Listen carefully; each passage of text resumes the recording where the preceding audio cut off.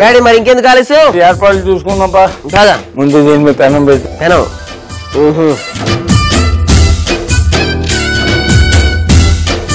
పొడిగానే ఉందా చూడు పొడుగునే ఉంది ఊరగాయకి ముఖ్యంగా తడి అసలు తగలకూడదు అవును అవునవును ముందు ఏం చేస్తా అంటే దాంట్లో మెంతులు నెక్స్ట్ ఆవాలు ఏముంది జీలకర్ర కలుపు పట్టి బాగా కలుపు కాస్తాను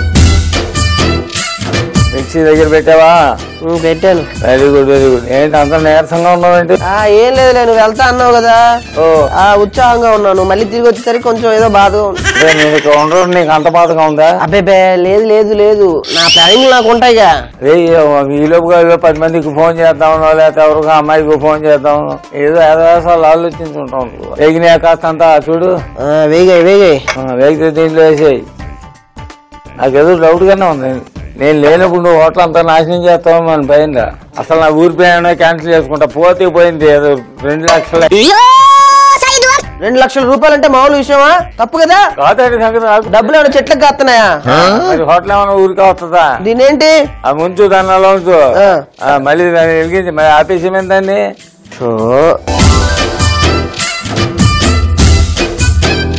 నువ్వు లేదు దాంట్లో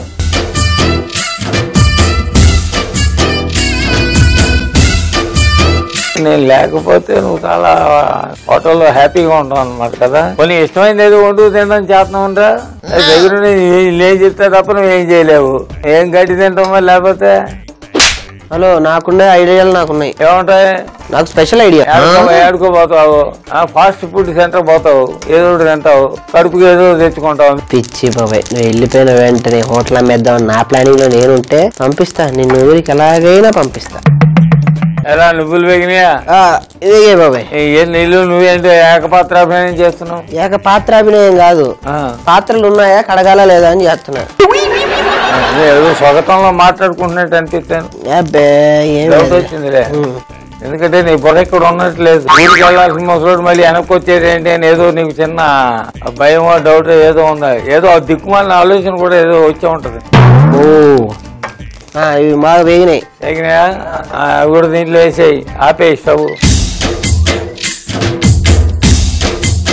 జాగ్రత్త చాలా వేడిగా ఉంది కనుక కొంచెం చల్లారిన తర్వాత అది పొడి చేసి తీసుకురా ఓకే అర్థమైందా వెళ్ళి పొడి చేసి తీసుకురానా కాసేపు ఆగి తీసుకున్నానా పొడి చేసి తీసుకురా అదే చల్లారి నువ్వు వెళ్తావుగా అక్కడికి ఊరు వెళ్తున్నావుగా ఆలోచించడం కాదు నువ్వు వెళ్తానంటే ఇప్పుడు నేను వెళ్తా అవసరం నేను పంపిస్తాలే ఎలాగైనా బయటికి పంపించాలండి బాబోయ్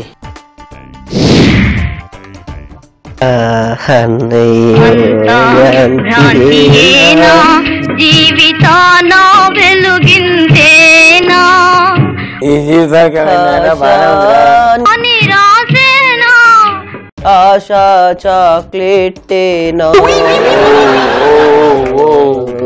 అంతా పప్పు గుత్తేనా నిద్రపోతున్నాయి పడదాకా లేదు లేదు బాబాయ్ అక్కడ లేట్ అయింది ముందు ఆ మామిడికాయ ముక్కలు తీసుకో వెరీ గుడ్ కింద ఎక్కడ తడి లేదు కదా లేదు లేదు లేదు వెరీ గుడ్ దీంట్లో కాస్త ముందు పసుపు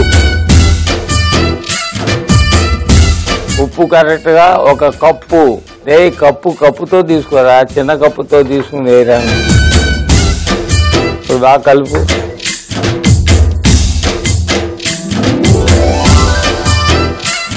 అలా కలుపుతుంటేనే దాంట్లోంచి ఊట వస్తుంది కానీ ఉప్పు మామిడికాయకి తగులుతుంది కనుక లోపల ఉన్న పులుపు బయటకు వస్తుంది బయట ఉన్న ఉప్పు లోపలికి వెళ్ళి అర్థమైందా ఇది కూడా దాంట్లో వేసేయి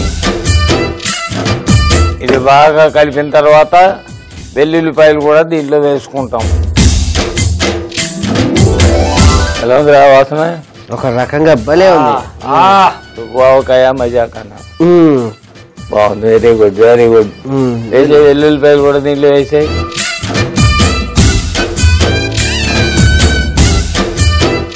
ఇప్పుడు ఇంపార్టెంట్ పాయింట్ ఏంటంటే ముఖ్యంగా నూనె వేసుకోవాలి